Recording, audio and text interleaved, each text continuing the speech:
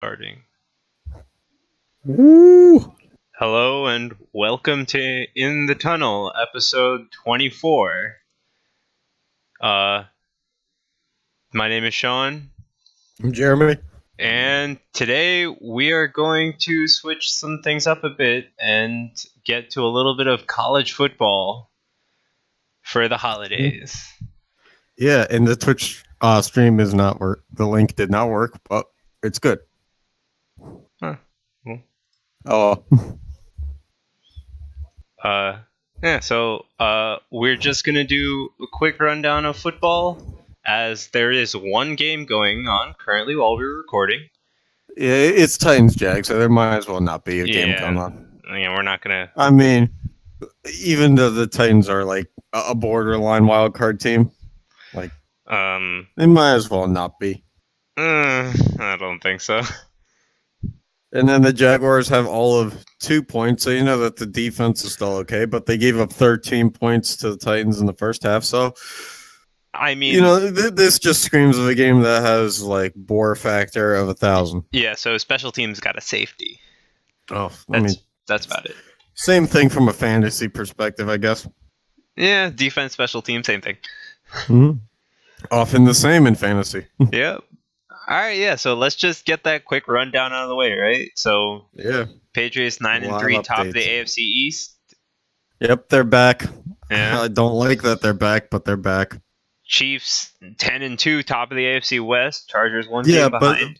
But the thing is the Patriots already beat the Chiefs, and it's just like I don't trust the Chiefs to not lose again as much as I trust the Saints or the Rams, even though the Saints did lose this week. Yeah.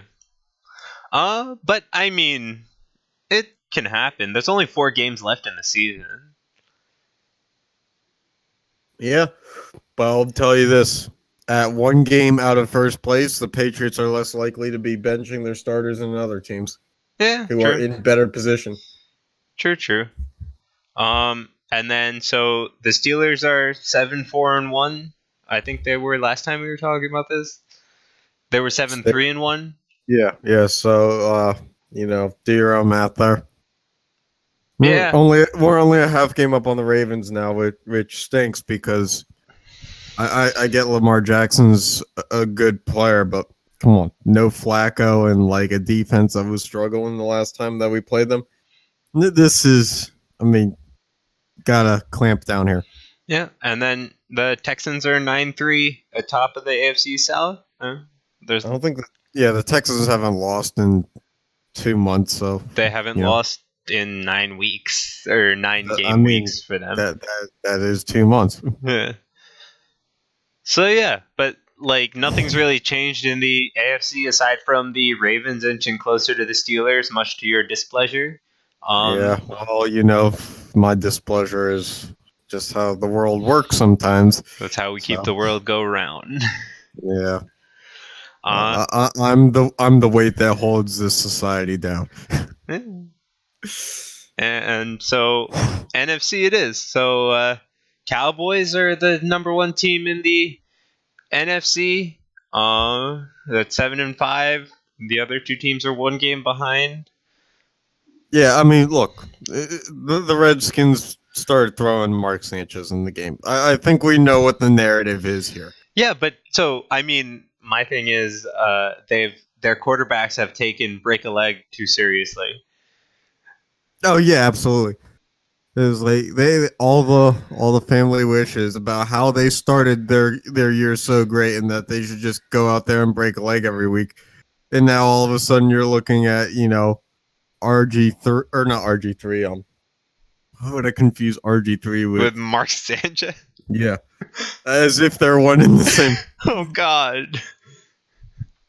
RG3 is first of all he's in Baltimore. Yeah. So wow. Yeah. So anyway, all right, we're just gonna move on. They're basically gone because they've lost the last 3. So it doesn't really look good for them. Cowboys are on a 4-game winning streak. Eagles are on a 2-game. So you're looking at either of those 2 teams to win.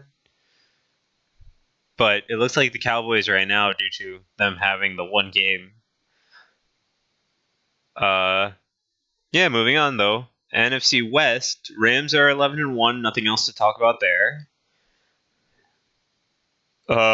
North, the Bears are 8-4. They've pretty much pulled away from the rest of the division. And NFC South, Saints are 10-2. They just lost their last game, as you heard Jeremy say like 5 minutes ago. Again, nothing really much to talk about that team specifically. Anything else you want to say?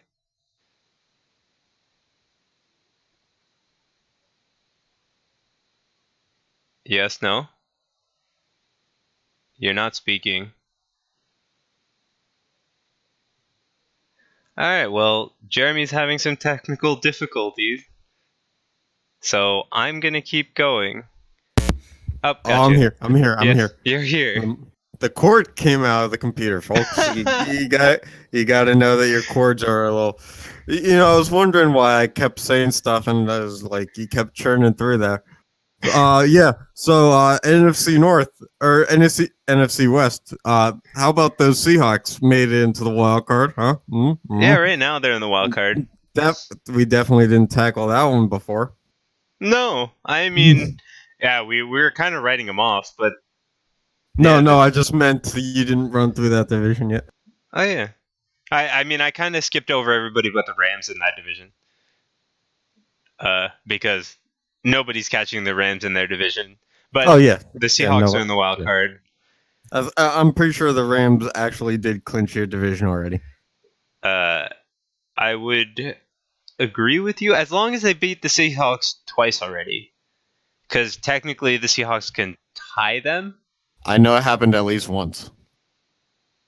Well, there you go. Nah. Technically, the Seahawks too can much tie math.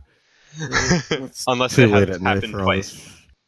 Yeah, exactly. Numbers are numbers. Yeah. Everybody in the North has kind of just dropped a game this past week. Yeah. So nothing's changed there. Yeah, the Panthers they're losing control. And I was talking about the North. Hey, are we going through this quickly or not? Yeah. Work with me here. Yeah. And then, anything you want to bring up about the league in general? This is, big, not really NFL news, but what was it? Phil Mickelson beat Tiger Woods. So, that was like, yeah.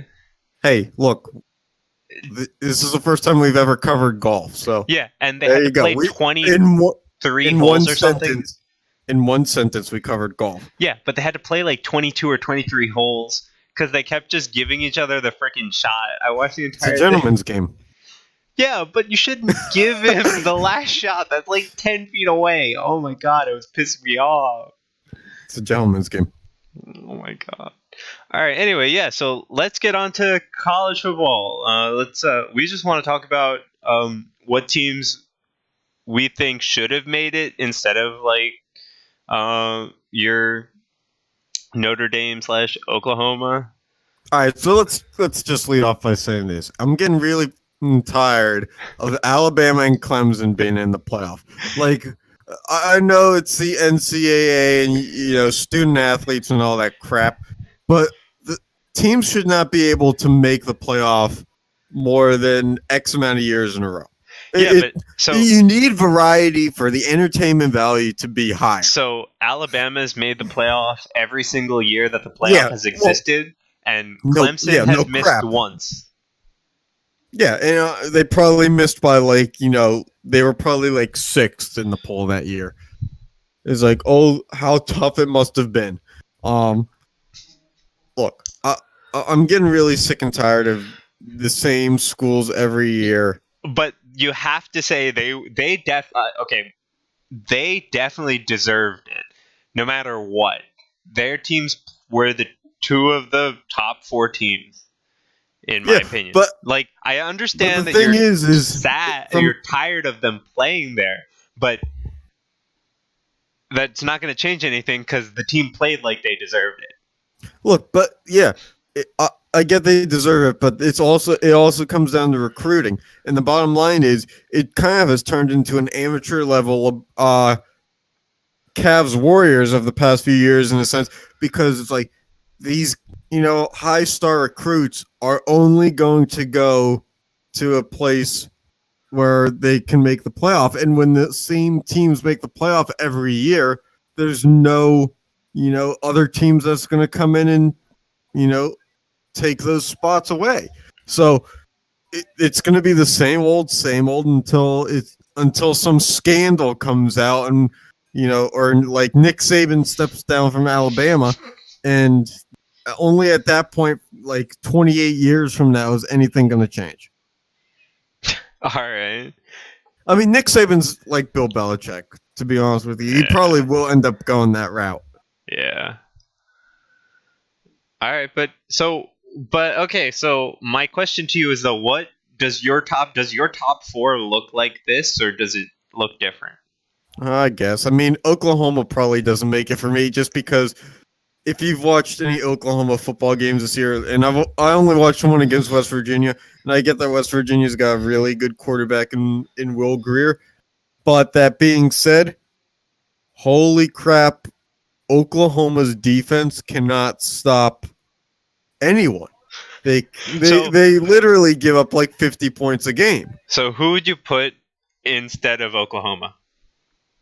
I mean, I would have loved to see what UCF did, but the fact of the matter is their starting quarterback gets hurt, which I'm sure, while that shouldn't affect the standings. That shouldn't affect the standings, but I'm sure it could. I'm not saying did, but could have affected the argument for putting them in the playoff. But if they're starting quarterback, it shouldn't. But you don't know what happens behind closed doors like that. But I mean, you're talking like. I'm saying they wouldn't make it to anyway. Be in there. 100%. No absolutely. Question. Look, the fact of the matter is they deserve to be in because they won every game for 2 straight years now. Like, literally. And they missed the playoffs both times. Well, but yeah, and the thing is like, okay, fine. If you're going to pass over them last year, so be it. But they played a harder strength of schedule this year and still got passed over. And they dominated. Last year there were more teams left undefeated, right? More likely than not, yeah. Yeah, there were, because this year they were one of the only, like, I think it's them and the 3 of the undefeated teams made it, and then UCF is out. I think those are the only 4 of the top level Division 1 teams, right? Yeah, I think so. So, why aren't they in there? It's crazy, man. Yeah, I mean, it all comes down to conferences. Power 5 conferences just, get more out of it. I don't really understand why. I mean, a perfect team is a perfect team, in my opinion. Yeah, and I mean, they've gone undefeated twice in a row. At least give them the chance to show for it.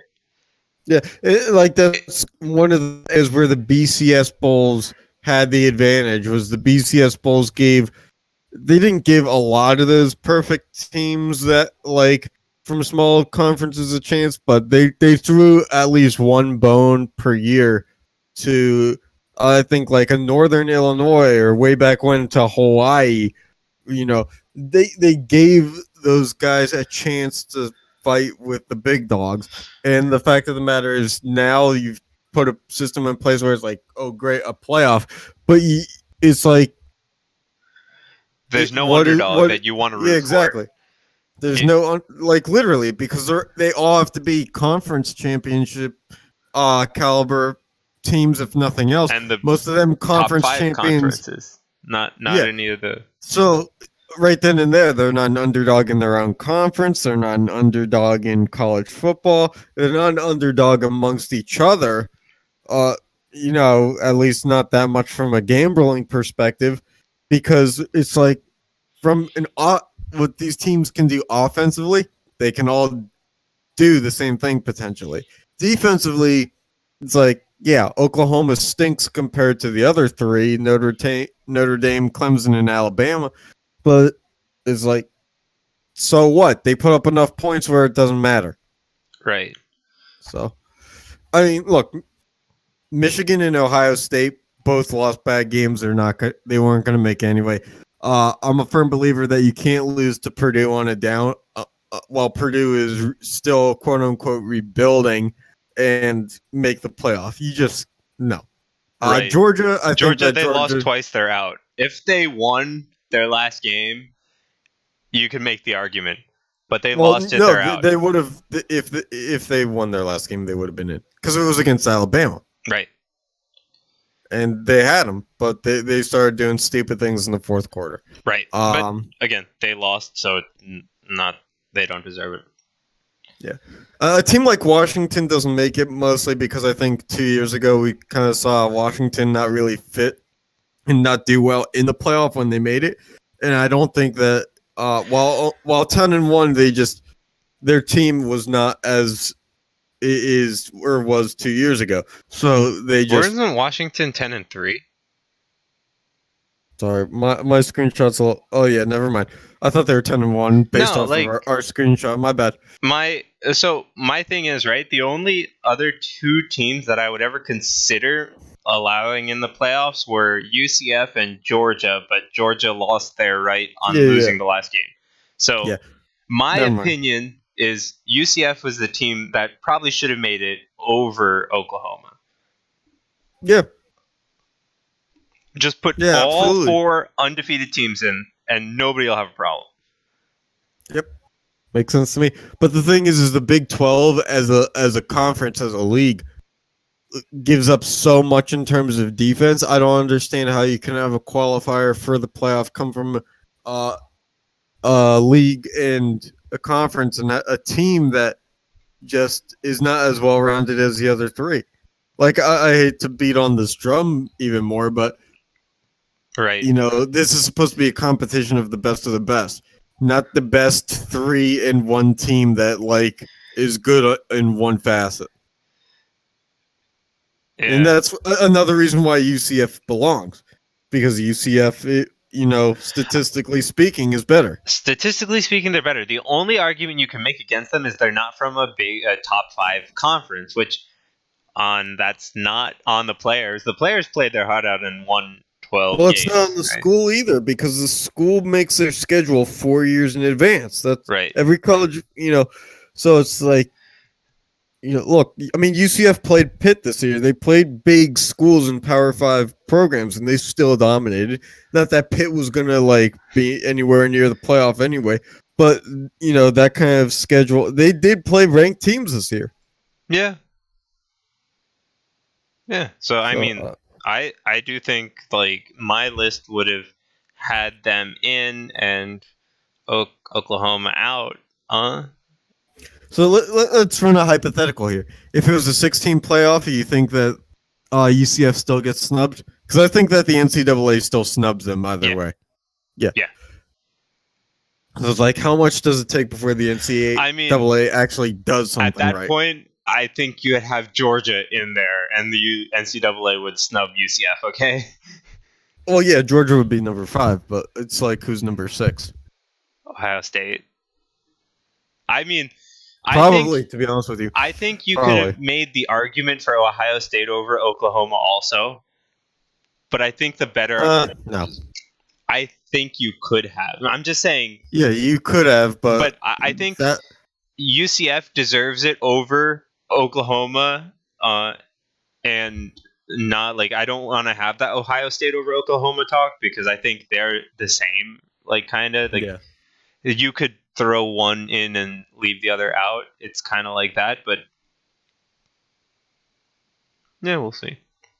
Yeah, I mean they're not the same in terms of their profile, in terms of how they play the game, but they're the same in that, like, another Power 5 making it. Yeah, but I meant the same as in how they played the season versus how you could rank them. They were really close. That it was, in my opinion, it's one over the other. Because I think Georgia losing twice is not being taken as seriously by the NCAA as it should have. Mm-hmm. So, because Georgia is like ranked 5 right now, or whatever, or 6, whatever it is. So, if it was a 6-team playoff, they would make it. but they're literally the they have the only team in the top 6 with 11 wins. So No, yeah, I guess. I think because I think the top because UCF and then Michigan's the only the closest one to them that has 10 wins, but they also have 2 losses. So So they just played the one only less other game. thing I'm going to say about Georgia is I understand that the second loss counts for more, but at the same time they play the 13th game because of the SEC championship game adding to it. Whereas some other teams have only a 12 game schedule. There are a So couple teams that have 11 too, aren't there? yeah, exactly. So it's that margin of error that you have with more games played is more risk and more chance of losing. Right. So unfortunately, you'd love to be in your conference championship game, but 11-1 probably would have gotten them in. Mm-hmm. Yep, I agree. But it's not like they could just forego that SEC championship game. So Yep. All right. Yeah, that's you want to touch on college football anymore? Or? no, I think I've exhausted my frustration with UCF being left out pretty well. I didn't even know I was that passionate about UCF getting in, but whew. All right. Yeah, So let's something. get to hockey. Yeah. So I'm gonna start off by saying that I got really excited because who's the Pedersen that's good? Elias Pedersen or something? Yeah, Vancouver. Yeah. So the Penguins made a trade earlier this week. They traded their forward Daniel Sprong to the Ducks for Marcus Pedersen. Yeah, And I saw the name person. Yeah, I saw the name and I got excited and I was like, this is Shaan was talking about. This guy's really good. And I was like, oh, defenseman. I was like, yes, so it's probably not the same guy. Vancouver Anaheim. Canucks. Yeah. I mean, we've been known to trade with them before, but we traded with Anaheim too. Yeah. So I don't know. I feel like the league hasn't really changed much in the past week. Nope. I mean, really, was it? The Flyers were last place in the Metro last time we did a show, but right? They were tied with the Devils. Well, I mean, now the Devils are changed by 1 point. Making strides here, Shaan. We're making strides. Hey, 9-12-5 ain't bad. That's terrible. Yeah, but it's early. Yeah, but still. Top division. You guys have lost 6 games in a row? Yeah, literally. Not a good look. Also, not a good look. Now there are 10 points separating the top and bottom of the Metro. Last week there was 7. Well, it's all good because now the Penguins are 12-10-5. Making power moves, and also we might be shopping Phil Kessel. Mm-hmm. And you guys picked up John Sebastian Day back, or D. Yeah. But he's going down to the minors because I don't think anybody else can claim to. Because everybody in the NHL gets their best players off of waivers. What I mean, I'm just bringing that up because he was on. He never made the fucking NHL team when he was there. So what's one more guy in the minors? I mean, he made the Devils.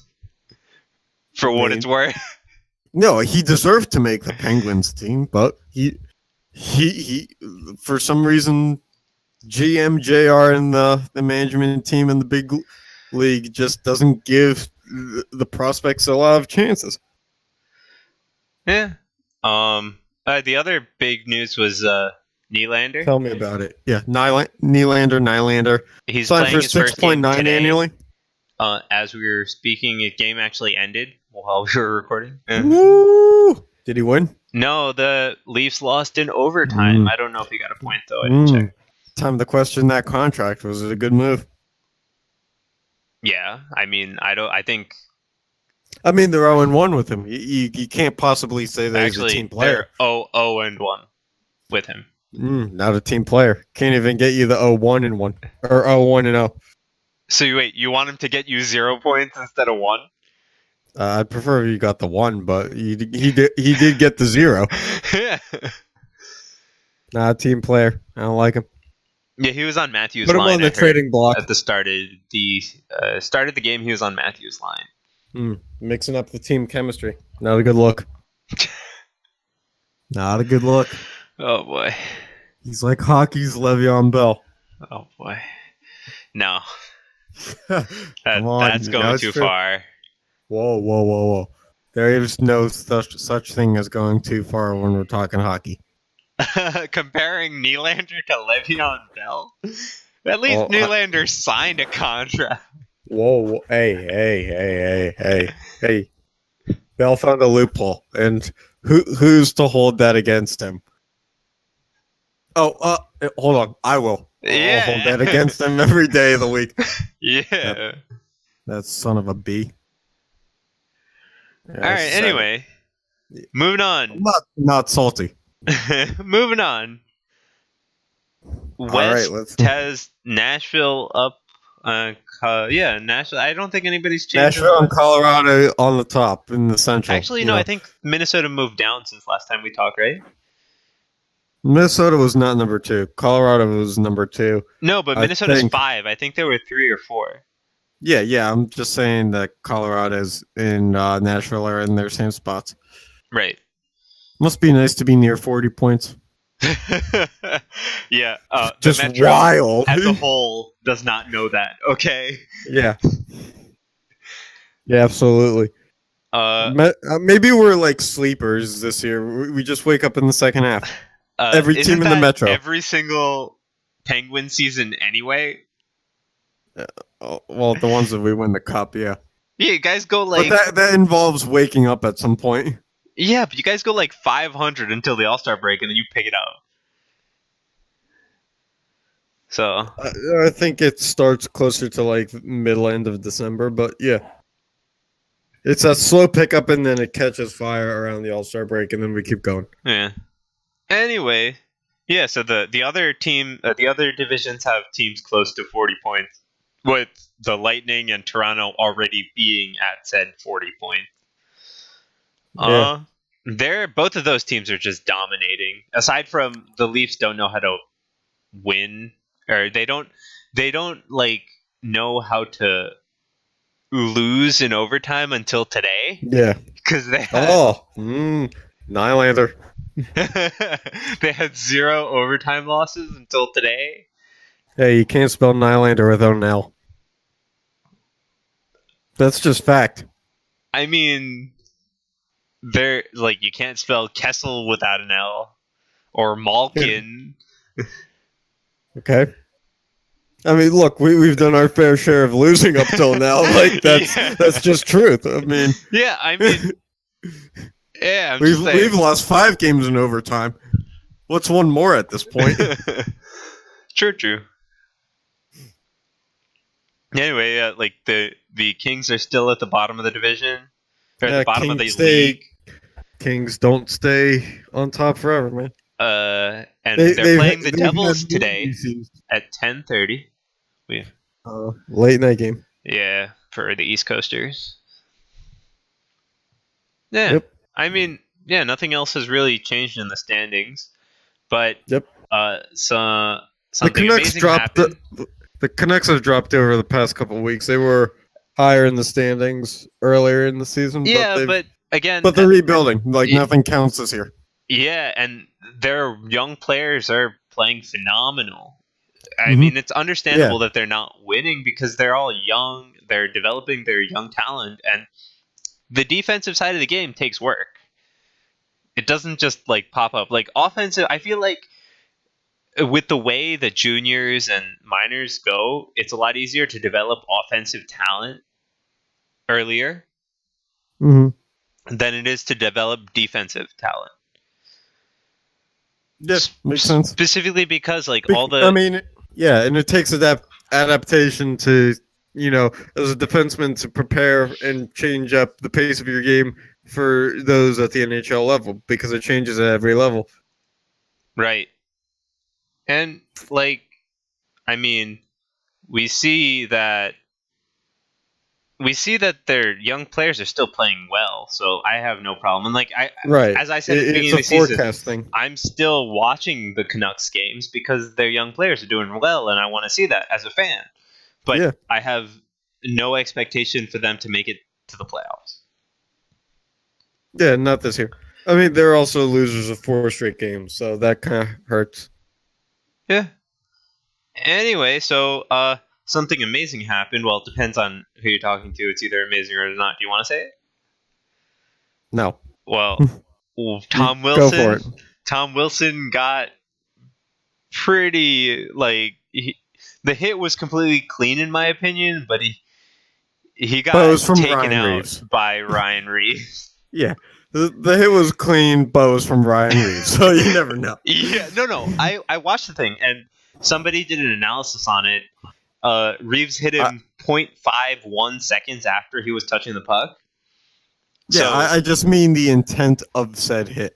no, and also it wasn't illegal. Like the hit was completely clean in execution. That when I say clean, I mean it was actually executed cleanly. I'm just saying, I don't think Reeves was just going after a random Caps player. I think he knew he was going after Wilson. Yeah, but yeah, there we go.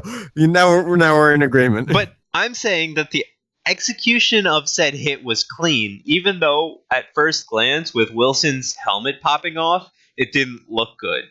Yeah, they just bumped shoulders. Yeah, and Wilson just keeps his helmet way too loose. Yeah, friends do it all the time. And Wilson keeps his helmet way too loose, so it just flew off, and that's why he got hurt when he went down. Yeah, buckethead. So, yeah, but depending on... Basically, he got a concussion, though. To 30 teams, this is amazing, because he's apparently getting what he deserves, even though I don't wish injury on any player. But to Caps fans, this kind of sucks. Actually, it sucks a lot. Because he got a concussion out of it. Yeah, and so he's going to be missing more games. So because he already missed was it 19 or 18 from the suspension?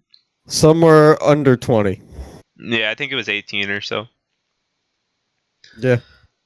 Oh, the big news. How did I leave this off the sheet? NHL's coming to Seattle in 2021, 2022.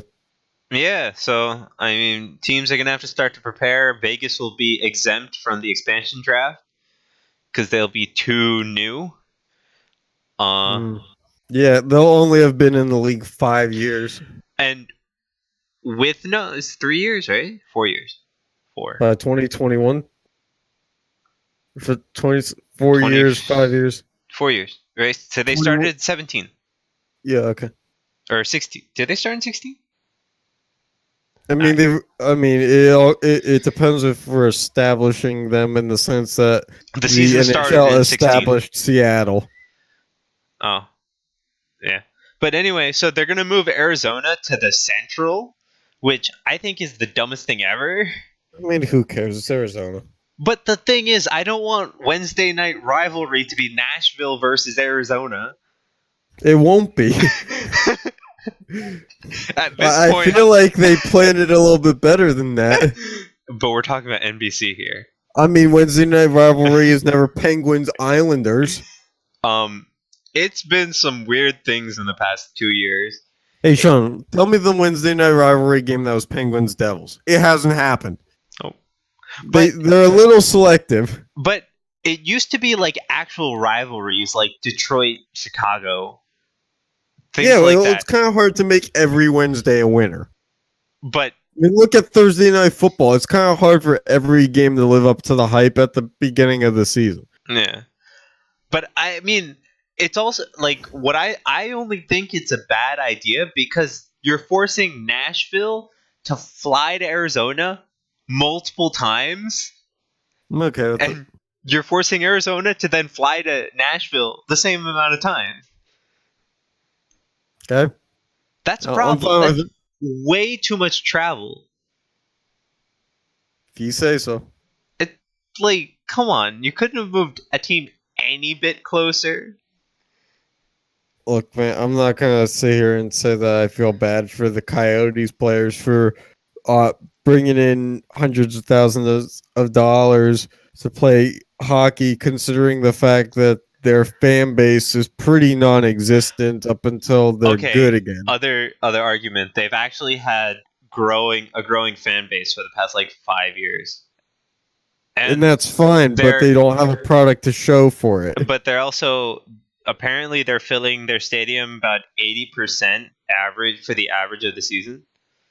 Okay, but look, man, until they are a product that is worth disputing, the fact of the matter is the best way to promote their brand as a team is to be on a Wednesday night rivalry game with an opponent that is that formidable until they work their way into a spot where they are also that. Yeah, but like I think they could have done that in the Pacific. Like it was great seeing like the Arizona and Vegas games last season because there were so many fans of both in both places.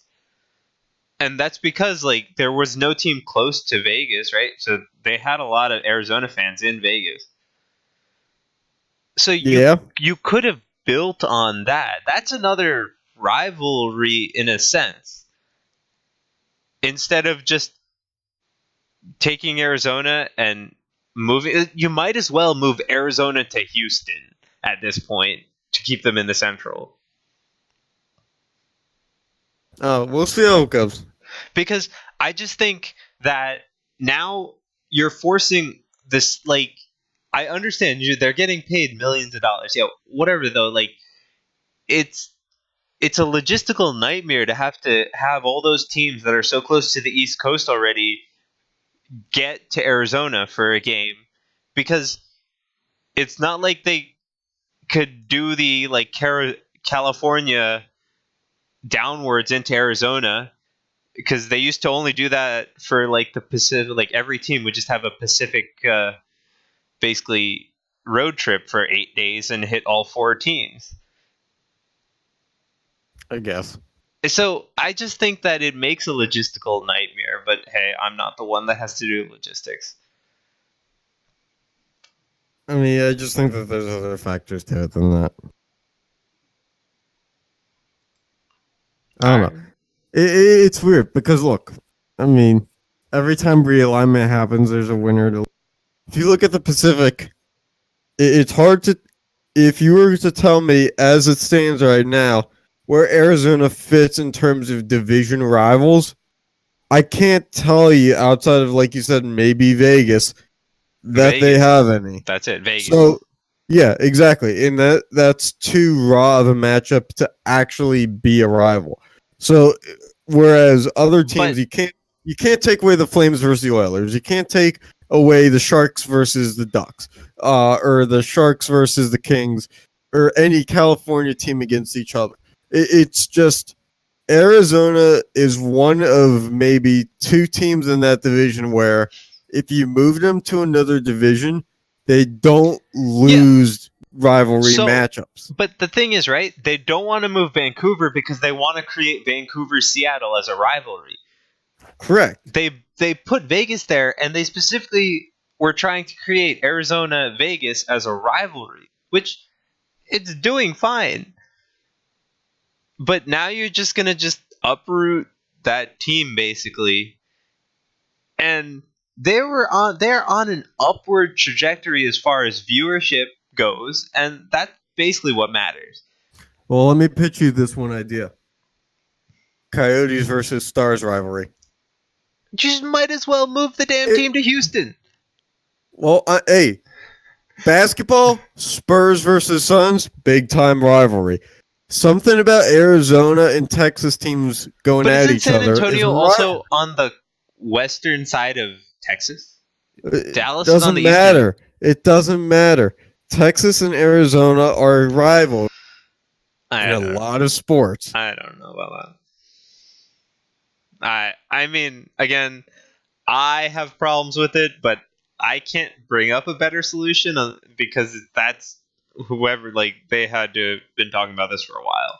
Hey, man, I'll never understand why the Grizzlies are in the Western Conference of the NBA, but there's just some battles that we're not going to win. Yeah. Like, is Tennessee not on the eastern side of the country? Yeah, but look, we have Nashville in the Western Conference. Nashville's in Tennessee. And again, that one will stump me every time. Yeah, so we'll Every see. time. But yeah, like I mean, I think it's unfortunate for Arizona and for the Central teams because it just makes travel a logistical nightmare. But we'll see how it works. I'm glad that there's actually going to be an even number of teams in the NHL again, and it will be half the teams make the playoffs and half the teams don't. Mm-hmm. So I can't wait for that.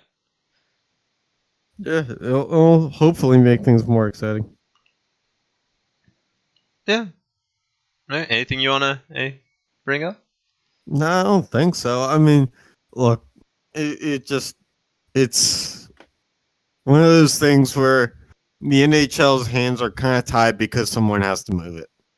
Someone Yeah. has to move divisions, and unfortunately, they've probably run analytics that we haven't seen that indicate that this was a move that is more feasible to be done than other options.